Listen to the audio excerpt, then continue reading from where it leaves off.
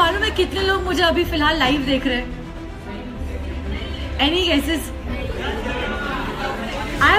1,11,000 views already.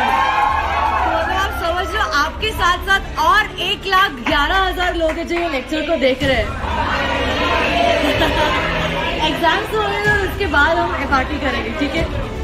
So I am also happy to announce that शायद से नहीं, पूरे यकीन से मैं कह सकती हूँ, इंडिया में I guess I am the only faculty who is providing this facility to all students.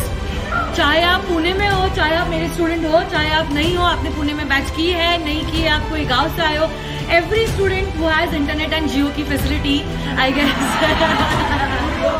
तो फिर अब स्टूडेंट्स को और ज्यादा कन्वीनियंट हो गया है, तो इस वजह से they are able to revise the entire law का syllabus in 5 hours only.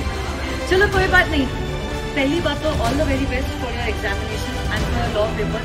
Remain calm, don't worry. घर पे जाके अभी आप क्या करोगे? आपका डिनर करोगे और सो जाओगे, इज्जत में सो जाओगे, और सुबह 6 hours की स्लीप बस, उससे ज्यादा सोना नहीं है। That will be a luxury for you currently. देखो कुछ दिनों को हमें संभालना, इतने महीने तो हमने अपने आप को संभाल लिया है।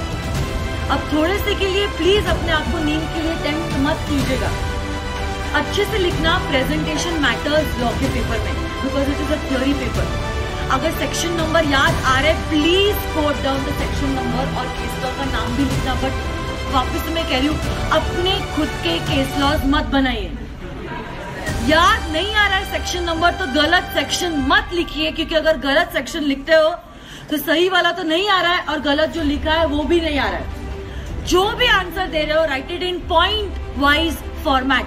स्टार्टिंग से स्पीड मेंटेन करो, क्योंकि मैं आपको कहती हूँ पहले 1 घंटा आप लेट के लिखते हो, बाद में आपको रियलाइज होता है कि आंसर्स इतने लिखने और समय इतना कम है।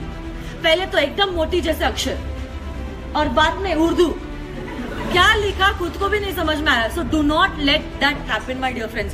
स्टार्टिंग से आप स्पीड मेंटेन करो। It is not necessary to start with question 1 first. पहले आप 10 मिनट में गो थ्रू कर लो कि क्या आपको सबसे बेस्ट आ रहा है। उसके बाद आप क्या करोगे? आप लोग फिर क्या कर सकते हो बाद में, जो आपको लग रहा है कि जो बेस्ट आंसर देने आ रहा है, उससे आप आपके आंसर की शुरुआत कर सकते हो। मैंने मेरे लेक्चर्स में पैटर्न बताया कि कैसे आपको आंसर्स लिखना है। If it is a case study, आपको आपका आंसर को लिखना होगा फैक्ट्स, इश्यूज एंड कंक्लूजन। और अगर थियोरी पेपर है, थियोरी क्वेश्चन है, you have to write it in point wise format. और हेडिंग्स दे सकते हो, क्या बात है, डायग्राम ड्रॉ कर सकते हो, और भी अच्छा, जैसे कि एथिक्स ऑफ कम्युनिकेशन की process of communication, diagram draw कर सकते हो। ये सारी चीजें will be an add on for your answer. तो ये सारी चीजों से क्या फर्क पड़ता है? हाँ, फर्क पड़ता है।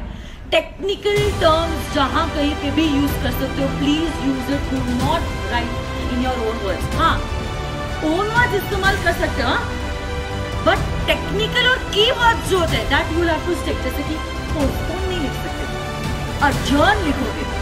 हाँ, वो पूरा सेंटेंस लॉ मेकर ने जैसा लिखा है वैसे तो छाप नहीं सकते, दैट इज इम्पॉसिबल। आइंस्टाइन का बाप भी नहीं कर सकता, हम तो क्या बेचारे फेस होते। But what you can do is, मेरी बुक में जैसे मैंने ब्लू में जो सारे वर्ड्स दिए वो तो आपको लिखना है। सेंटेंस का framing you can always do in your own language, but you will have to stick down to the keywords.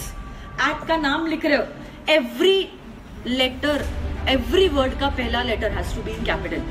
The का T कैपिटल, कंपनीज का C कैपिटल, एक्ट का A कैपिटल, कॉमा करके 2013। सेक्शन का नाम नहीं आ रहा है, एटलीस्ट एक्ट का तो नाम याद है ना, according to the provisions of the companies act 2013। Section का अगर याद है नाम या नंबर, तो according to section 25 of the companies act 2013, dean prospectus is talking about वगैरह वगैरह। Getting it around? So all the very best, my dear friends. Thank you very much for your patient listening. God bless you all. Ta-ta.